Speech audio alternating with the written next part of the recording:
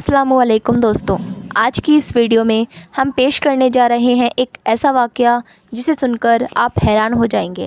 دوستوں، اس واقعے کو آخر تک ضرور دیکھیں اور اگر آپ کو ہمارا ویڈیو اچھا لگے تو ہمارا چینل سبسکرائب کریں اور لائک کریں۔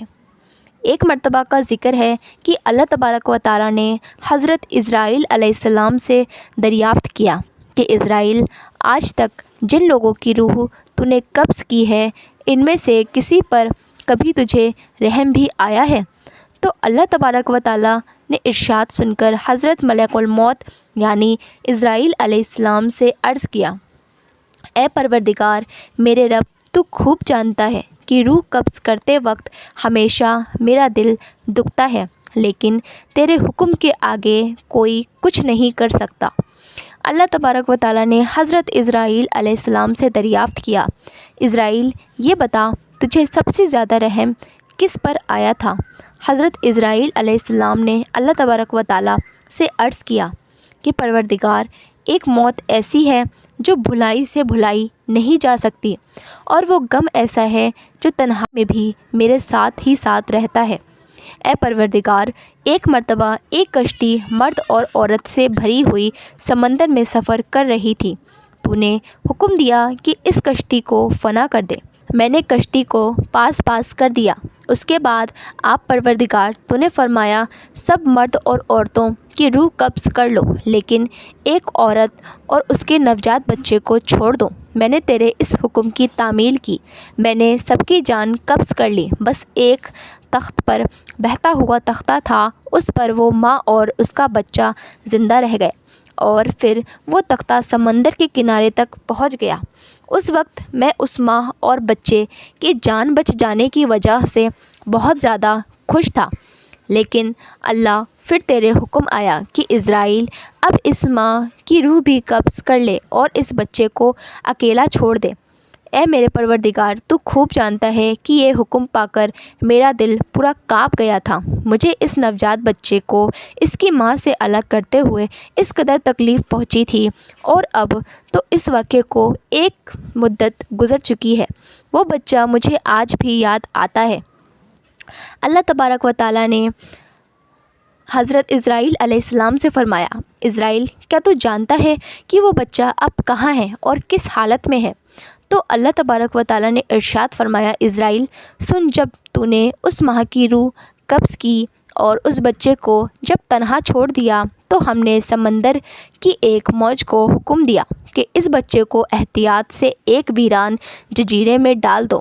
اس جزیرے میں ایک سرسبز اور گھنا جنگل تھا، اور یہاں میٹھے پانی کے چشمے بھی بہا کرتے تھے، اور بے شمار پھل درخت بھی موجود تھے، اور اس جزیرے میں ہم نے اپنے رحم و کرم سے محض اس بچے کی خاطر لاکھوں خوشنما اور حسین پرندے بھی بھیجے تھے، اور ہر وقت چہچہاتے اور نیا رنگ لے آتے تھے۔ ہم نے چندری اور پھولوں کے پتوں کو حکم دیا کہ اس بچے کا بستر تیار کرو، تاکہ یہ بچہ اسی پر آرام کی نیند سو سکے۔ ہم نے اس بچے کو ہر خوف اور ہر خطرے سے محفوظ کر دیا۔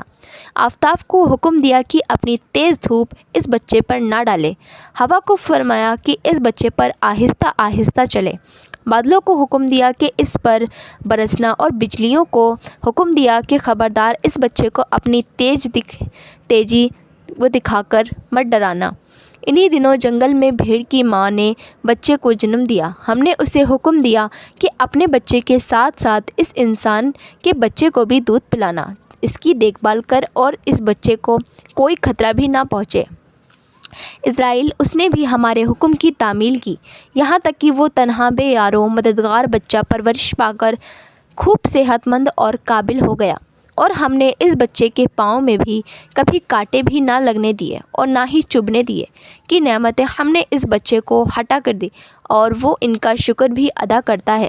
اور ملک الموت، تو جانتا ہے کہ وہ بچہ کہاں ہے اور کیا کر رہا ہے؟ تو حضرت اسرائیل علیہ السلام سجدہ کرتے ہوئے عرض کیا، اے میرے پروردگار، تجھی کو سارا علم ہے، تو ہی بہتر جانتا ہے۔ अल्लाह तबारक व तआला फरमाते हैं, इज़राइल वो बच्चा शद्दाद बन गया है और इसी ने खुदाई का दावा किया है और दुनिया में जन्नत बनाने का भी दावा किया है, और अब खुदाई का दावा करके वो लोगों को मेरी जानिब से हटाने की कोशिश कर रहा है और ये लोगों पर तशव्वुक भी करता है। जाओ, ये इसकी बनाई करदा जन्नत में जब दाखिल हो तो उसके दरवाजे पर ही इसकी रूह को कब्ज़ कर लेना, ये अंदर भी ना जाने पाए। अल्लाह तबारक व तआला के हुक्म को कौन टाल सकता है?